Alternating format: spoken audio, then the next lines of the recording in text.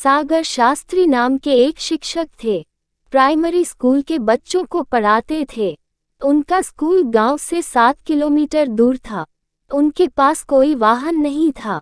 School के आसपास का इलाका पूरी तरह सुनसान था, इसलिए वे अक्सर किसी से लिफ्ट मांगते थे।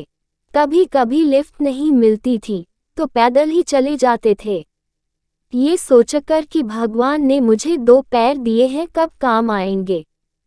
जब सागर जी रोज लिफ्ट मांगने खड़े होते थे तो उन्हें लगता था कि सरकार ने इतनी सुनसान जगह पर स्कूल क्यों खोला।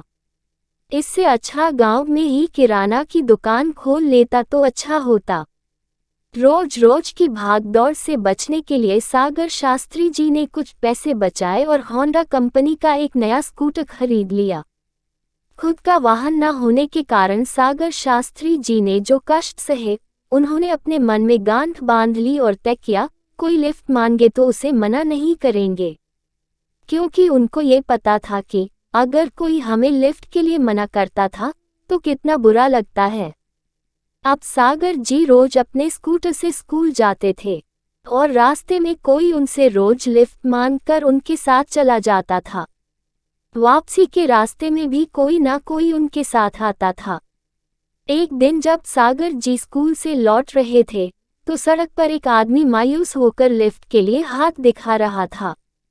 सागर जी ने अपनी आदत के अनुसार अपना स्कूटर रोका और वह व्यक्ति बिना कुछ बोले स्कूटर पर बैठ गया।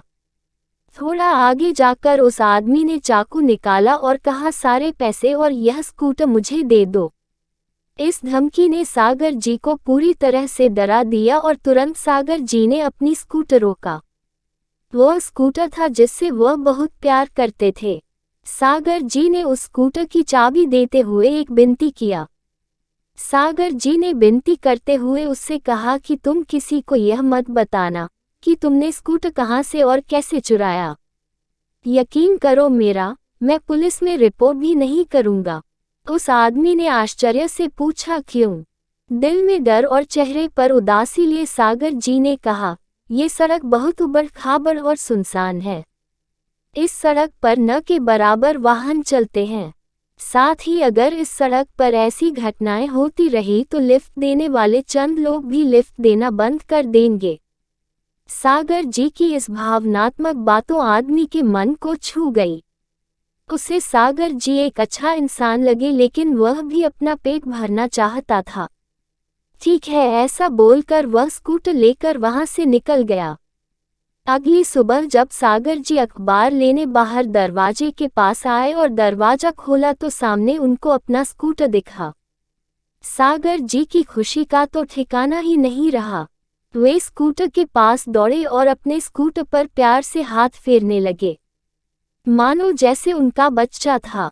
उनको वहां एक कागज चिपका हुआ मिला। उस पर लिखा हुआ था, मास्टर साहब, यह मत सोचिए कि आपकी बातों से मेरा दिल पिघल गया। कल मैंने आपका स्कूटर चुराया और गांव गया और सोचा कि उसे भंगार वाले को बेच दूं, लेकिन जैसे ही भंगार वाले ने वह स्कूटर देखा, मेरे कुछ कहने से पहले ही वह भंगार वाला बोला, अरे ये तो मास्टर साहब का स्कूटर है। उससे बचाने के लिए प्रयास में मैंने उसे कहा, हाँ मास्टर साहब ने मुझे बाजार में काम से भेजा है। शायद उसे मुझ पर शक हो गया था। मैं वहां से चला गया और एक बेकरी में गया। मुझे बहुत भूख लगी थी और ऐसा सोचा कुछ खा लूं। बेकरी वाले की नज़र स्कूटर पर पड़ते ही वह बोला, अरे ये तो मास्टर साहब का स्कूटर है।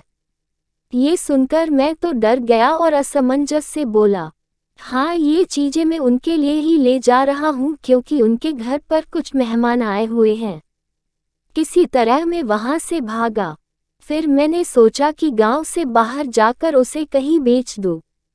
मैं कुछ ही दूर गया था कि टोल नाके पर पुलिस ने मुझे पकड़ लिया और गुस्से में मुझसे पूछा कि कहाँ जा रहे हो और यह मास्टर साहब का स्कूटर आपके पास कैसे आया। फिर मैं कोई बहाना बनाकर वहां से भाग गया। मैं भागते भागते थक गया हूँ।